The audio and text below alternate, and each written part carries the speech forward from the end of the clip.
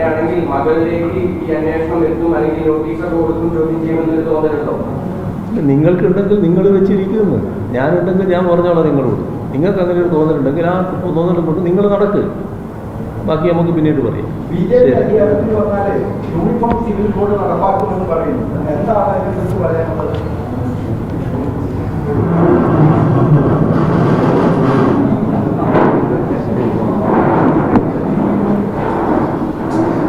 നമസ്കാരം. പ്രധാനമന്ത്രി നരേന്ദ്രമോദി കഴിഞ്ഞ ദിവസം കേരളത്തിൽ വന്നിട്ടുണ്ടായിരുന്നു. BJPയുടെ ലോക്സഭാ സ്ഥാനാർത്ഥികളുടെ പ്രചരണ പരിപാടികൾക്ക് വേണ്ടി തന്നെയാണ് പ്രധാനമന്ത്രി കേരളത്തിലേക്ക് എത്തിയത്. തൃശ്ശൂരിലും കാട്ടാക്കടയിലുമായിരുന്നു പ്രധാനമന്ത്രിയുടെ പ്രധാന പരിപാടികൾ.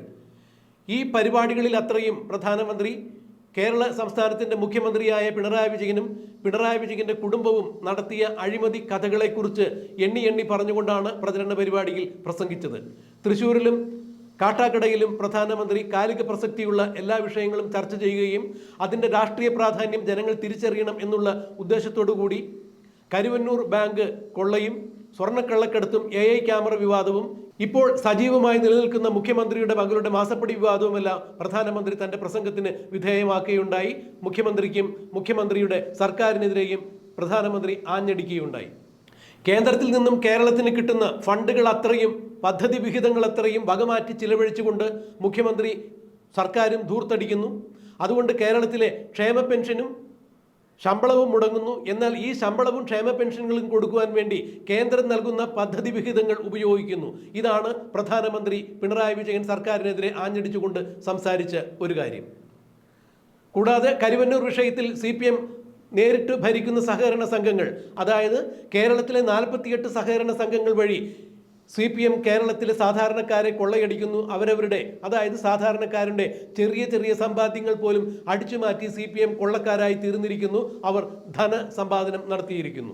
എന്നാൽ ഇത്തരം വിഷയങ്ങളിൽ പ്രധാനമന്ത്രിക്ക് മറുപടി എന്തുകൊണ്ടാണ് മുഖ്യമന്ത്രി പിണറായി വിജയൻ കൊടുക്കാത്തത് എന്ന ചോദ്യങ്ങൾ സമൂഹ മധ്യത്തിൽ ഉയരുകയുണ്ടായി. സമൂഹ മാധ്യമങ്ങളിൽ ഇത്തരം കാര്യങ്ങൾ ചർച്ചാ വിഷയമായതോടുകൂടി CPMനകത്ത് നിന്ന് തന്നെ മുഖ്യമന്ത്രിക്കെതിരെ ആരോപണങ്ങൾ ഉയരുവാനും വിമർശനങ്ങൾ ഉയരുവാനും ഇടയായി. അതുകൊണ്ട് തൃശ്ശൂരിൽ CPMൻ്റെ തെരഞ്ഞെടുപ്പ് പ്രചരണ പരിപാടിയിൽ സംബന്ധിക്കുമ്പോൾ മുഖ്യമന്ത്രിക്കും കുടുംബത്തിനെതിരെ ഉയർത്തിയ ആരോപണങ്ങൾക്ക് മറുപടി പറയുകയുണ്ടായി. എല്ലാ ആരോപണങ്ങൾക്കും മറുപടി പറഞ്ഞില്ല എന്നുണ്ടെങ്കിലും ചിലതിനൊക്കെ മുഖ്യമന്ത്രി മറുപടി പറയുകയുണ്ടായി. കരുവന്നൂർ ബാങ്ക് ഇപ്പോൾ സാധാരണഗതിയിൽ തന്നെയാണ് പ്രവർത്തിക്കുന്നത്. അവിടെ ചില അസ്വാരസ്യങ്ങൾ ഉണ്ടായിരുന്നു. ചില ആളുകൾ വഴിവിട്ട രീതിയിൽ ചില പ്രവൃത്തികൾ നടത്തിയിരുന്നു. അത് CPMൻ്റെ ശ്രദ്ധയിൽപ്പെട്ടതോടുകൂടി അവരെ ശിക്ഷിക്കുകയുണ്ടായി.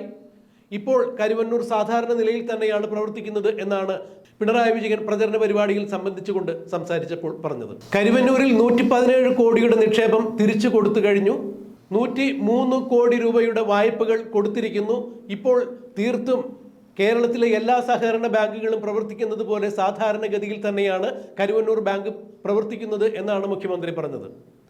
എന്നാൽ ED കരുവന്നൂർ ബാങ്കിൽ നിന്ന് ചില രേഖകൾ കടത്തിക്കൊണ്ടുപോയിട്ടുണ്ട്. ആ രേഖകൾ തിരികെ കിട്ടാത്തതിനാൽ അവിടെ പണം നിക്ഷേപിച്ചിരുന്ന ആളുകൾക്ക് രേഖകളുടെ അഭാവം മൂലം പണം തിരിച്ചു കൊടുക്കാൻ സാധിക്കുന്നില്ല എന്നുകൂടി മുഖ്യമന്ത്രി പറയുകയുണ്ടായി. EDയും ആദായ നികുതി വകുപ്പും സീരിയസ് ഫ്രോഡ് ഇൻവെസ്റ്റിഗേഷൻ ഓഫീസുമെല്ലാം കേന്ദ്രത്തിൻ്റെ നിർദ്ദേശമനുസരിച്ചാണ് പ്രവർത്തിക്കുന്നത്.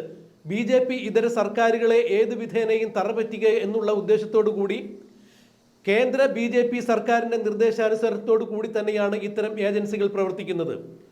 EDയെ കാട്ടിയോ അല്ലെങ്കിൽ ആദായ നികുതി വകുപ്പിനെ കാട്ടിയോ സീരിയസ് ഫ്രോഡ് ഇൻവെസ്റ്റിഗേഷൻ ഓഫീസിനെ കാട്ടിയോ കേരളത്തിലെ സർക്കാരിനെ അസ്ഥിരപ്പെടുത്താമെന്നോ ഭയപ്പെടുത്താമെന്നോ കേന്ദ്ര സർക്കാർ വിചാരിക്കേണ്ട എന്നുകൂടി പിണറായി വിജയൻ പ്രചരണ പരിപാടിയിൽ സംബന്ധിച്ചുകൊണ്ട് സംസാരിച്ചപ്പോൾ കേന്ദ്ര സർക്കാരിനെതിരെ ആഞ്ഞടിച്ചുകൊണ്ട് സംസാരിക്കുകയുണ്ടായി. EDയെയും മറ്റിതര അന്വേഷണ ഏജൻസികളെയും നിർത്തിക്കൊണ്ട് നാട്ടിൽ ഞങ്ങളെ കൊച്ചാക്കി കാണിക്കാൻ പ്രധാനമന്ത്രി ശ്രമിക്കേണ്ട എന്നാണ് നരേന്ദ്രമോദിയെക്കുറിച്ച് ഒരു വാക്ക് പിണറായി വിജയൻ പറഞ്ഞത്. അങ്ങനെ ഒരു ശ്രമമുണ്ടെങ്കിൽ അത് വിലപ്പോകില്ല. CPM സർക്കാർ ഒരിക്കലും ജനദ്രോഹപരമായ പരിപാടികൾ ചെയ്യില്ല. കൃത്യമായ നയങ്ങളുടെ അടിസ്ഥാനത്തിലാണ് CPM സർക്കാർ മുന്നോട്ട് പോകുന്നത് എന്നുകൂടിയാണ് പിണറായി വിജയൻ പറഞ്ഞത്. കരുവന്നൂരിൽ സമ്പാദ്യം നഷ്ടപ്പെട്ട ആളുകൾക്ക് ഇനിയും അത് തിരിച്ചു കിട്ടിയിട്ടില്ല എന്നുള്ള യാഥാർത്ഥ്യം നിലവിൽ നിൽക്കുകയാണ് മുഖ്യമന്ത്രി CPMൻ്റെ പ്രചരണ പരിപാടിയിൽ ഇത്രത്തോളം കാര്യങ്ങൾ സംസാരിച്ചത് എന്ന് ഓർക്കണം. ഇപ്പോഴും കരുവന്നൂരിൽ നിന്ന് പണം നിക്ഷേപിച്ചവർക്ക് അത് കിട്ടുന്നില്ല. പലരും ആത്മഹത്യ ചെയ്തു, പലരും ആത്മഹത്യയുടെ വക്കിലാണ്. പലർക്കും ചികിത്സിക്കുവാൻ വേണ്ടി പോലും പണം കരുവന്നൂരിൽ നിന്ന് സ്വന്തം പണം, നിക്ഷേപിച്ച പണം എടുക്കാൻ സാധിക്കുന്നില്ല എന്ന സാഹചര്യത്തിലാണ് മുഖ്യമന്ത്രി ഇത്രയും കാര്യങ്ങൾ പറഞ്ഞത് എന്നുകൂടി സാംസ്കാരിക കേരളത്തെ ഞെട്ടിക്കുന്ന വാർത്ത തന്നെയായിരുന്നു. ഇതേ ഉത്തരങ്ങൾ തന്നെയാണ് പിന്നീട് മുഖ്യമന്ത്രി വാർത്താ സമ്മേളനം നടത്തിയപ്പോഴും സംസാരിച്ചത്.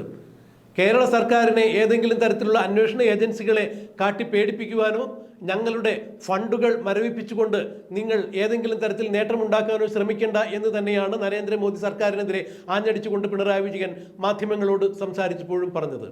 ഞങ്ങളുടെ ഫണ്ടുകൾ മരവിപ്പിച്ചതുകൊണ്ട് ഒരു കാരണവശാലും തൃശ്ശൂരിൽ സുരേഷ് ഗോപിയെ വിജയിപ്പിക്കാം എന്ന് നിങ്ങൾ സ്വപ്നം കാണണ്ട എന്ന് തന്നെയാണ് നരേന്ദ്രമോദിയെ പേരെടുത്ത് പറയാതെ പിണറായി വിജയൻ ആഞ്ഞടിച്ചത്. CPM-ഉം BJP-യും തമ്മിൽ ചില അന്തർധാരകളുണ്ട് എന്നാണ് ചില ആളുകൾ നാട്ടിൽ പറഞ്ഞു വരുത്തുന്നത്. ഇത് അവരുടെ ദിവാസ്വപ്നമാണ് എന്ന് മാത്രമാണ് എനിക്കിതിനെക്കുറിച്ച് പറയാനുള്ളത് എന്നാണ് മുഖ്യമന്ത്രി പറഞ്ഞത്. രാഷ്ട്രീയപരമായി അത്തരം ഒരു ചെറ്റത്തരം കാണിക്കാനുള്ള പാപ്പരത്തം ഞങ്ങൾക്കില്ല. CPM എന്ന പാർട്ടിയെക്കുറിച്ച് ഒന്നും അറിയാത്ത ആളുകളാണ് ഇത്തരത്തിൽ സംസാരിക്കുന്നത് എന്നുകൂടിയാണ് മുഖ്യമന്ത്രി പിണറായി വിജയൻ വാർത്താ സമ്മേളനത്തിൽ വ്യക്തമാക്കിയത്. എന്നാൽ CMRL എന്ന കമ്പനിയുമായി ബന്ധപ്പെട്ട് മുഖ്യമന്ത്രിയുടെ മകൾ വീണ വിജയന്റെ മാസപ്പടിയെക്കുറിച്ച് ചില ചോദ്യങ്ങൾ ഉയരുകയുണ്ടായി. ED ഇപ്പോഴും CMRL-ലെ ഉദ്യോഗസ്ഥരെ, അതായത് മുതിർന്ന ഉദ്യോഗസ്ഥരെ 24 മണിക്കൂറായി ചോദ്യം ചെയ്യാൻ തുടങ്ങിയിട്ട് ഇപ്പോഴും ചോദ്യം ചെയ്യൽ തുടരുന്നു. ഈ ചോദ്യം ചെയ്യൽ തുടരുന്ന പക്ഷം CMRL-ന്റെ ഉടമയായ ശശിധരൻ കർത്തയിലേക്കും ചോദ്യങ്ങൾ നീളുമ്പോൾ, അല്ലെങ്കിൽ ശശിധരൻ കർത്തയെയും ചോദ്യം ചെയ്യുന്നതിനൊടുവിൽ മുഖ്യമന്ത്രിയുടെ മകൾ വീണ വിജയനെയും ED ചോദ്യം ചെയ്യും എന്നുള്ളൊരു പേടി അങ്ങേക്കുണ്ടോ എന്ന് മാധ്യമപ്രവർത്തകർ ചോദിക്കുകയുണ്ടായി. ഈ ചോദ്യം മുഖ്യമന്ത്രിയെ തെല്ലൊന്നുമല്ല ചൊടിപ്പിച്ചത്. ഈ ചോദ്യം കേട്ട മാത്രയിൽ തന്നെ മുഖ്യമന്ത്രി വളരെ നീരസത്തോടുകൂടി ക്രുദ്ധനായി തന്നെ പതിവ് ശൈലിയിൽ സംസാരിക്കുകയുണ്ടായി. നിങ്ങൾക്ക് അത്തരം ഒരു പേടിയുണ്ടെങ്കിൽ നിങ്ങൾ ആ പേടിയും കൊണ്ട് നടന്നോളൂ. എന്താണ് സംഭവിക്കുന്നത് എന്ന് നമുക്ക് നോക്കാം, അപ്പോൾ ഞാൻ അതിനെക്കുറിച്ച് മറുപടി പറയാം എന്ന് പറഞ്ഞുകൊണ്ട് മാധ്യമപ്രവർത്തകരുടെ തുടർന്നുള്ള ഒറ്റ ചോദ്യത്തിന് പോലും മുഖ്യമന്ത്രി മറുപടി പറയാതെ കടുത്ത നീരസത്തോടുകൂടി മൈക്ക് ഓഫ് ചെയ്തുകൊണ്ട് പത്രസമ്മേളനം നിർത്തി മറ്റു യാതൊരു മറുപടിയും പറയാതെ അദ്ദേഹം എഴുന്നേറ്റ് പോവുകയാണ് ചെയ്തത്. ഇത് മുഖ്യമന്ത്രി പിണറായി വിജയന്റെ ഒരു പതിവ് ശൈലിയാണ്.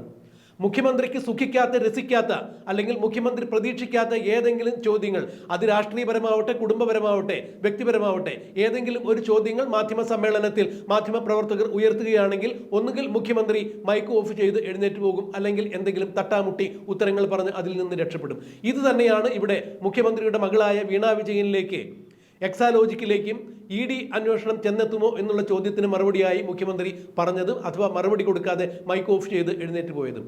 എന്തായാലും CMRL-ൽ ED നടത്തുന്ന ചോദ്യം ചെയ്യൽ തുടർന്നുകൊണ്ടിരിക്കുന്നു. ശശിധരൻ കർത്ത ഇന്നലെ ED-ക്ക് മുമ്പിൽ എത്തേണ്ടതായിരുന്നു, എത്തിയില്ല. വീണ്ടും ED ശശിധരൻ കർത്തയ്ക്ക് നോട്ടീസ് കൊടുത്തിരിക്കുന്നു. CMRL-ന്റെ ഉടമയായ ശശിധരൻ കർത്ത അടുത്തൊരു ചോദ്യം ചെയ്യലിൽ കൂടി ഹാജരായില്ലെങ്കിൽ ED മറ്റു കടുത്ത നടപടികളുമായി മുന്നോട്ട് പോകും എന്നുള്ളതാണ് അറിയുന്നത്. ശശിധരൻ കർത്തയെ ചോദ്യം ചെയ്യുന്നതിലൂടെ ED മുഖ്യമന്ത്രിയുടെ മകളായ വീണ വിജയനിലേക്ക് എത്തും എന്ന് തന്നെയാണ് നിയമവൃത്തങ്ങൾ സൂചിപ്പിക്കുന്നത്. അങ്ങനെയെങ്കിൽ ഈ തെരഞ്ഞെടുപ്പിന് മുമ്പ് ED മുഖ്യമന്ത്രിയുടെ മകൾ വീണ വിജയനെതിരെ കടുത്ത നിയമ നടപടികൾ സ്വീകരിക്കും എന്നുള്ളതാണ് ഇപ്പോൾ രാഷ്ട്രീയ പിന്നാമ്പുറങ്ങളിലും നിയമവൃത്തങ്ങളിലും ചർച്ചയായിരിക്കുന്ന വിഷയം. എന്തായാലും അത്തരം കാര്യങ്ങൾ സംഭവിക്കുമോ ഇല്ലയോ എന്നുള്ളത് നമുക്ക് കണ്ടറിയാം, കാത്തിരിക്കാം. അങ്ങനെയാണെങ്കിൽ മകളിലേക്ക് ഈ അന്വേഷണം എത്തും, അല്ലെങ്കിൽ നോട്ടീസൊക്കെ കൊടുക്കും, ചോദ്യം ചെയ്യുമെന്നൊരു തോന്നലുണ്ടോ? നിങ്ങൾക്കുണ്ടെങ്കിൽ നിങ്ങൾ വെച്ചിരിക്കുന്നു, ഞാനുണ്ടെങ്കിൽ ഞാൻ പറഞ്ഞോളാം നിങ്ങളോട്. നിങ്ങൾക്ക് അങ്ങനെ ഒരു തോന്നലുണ്ടെങ്കിൽ ആ തോന്നലും കൊണ്ട് നിങ്ങൾ നടക്ക്, ബാക്കി നമുക്ക് പിന്നീട് പറയാം. BJP അധികാരത്തിൽ വന്നാലേ യൂണിഫോം സിവിൽ കോഡ് നടപ്പാക്കുമെന്ന് പറയുന്നു. എന്താണ് അതിനെക്കുറിച്ച് പറയാനുള്ളത്?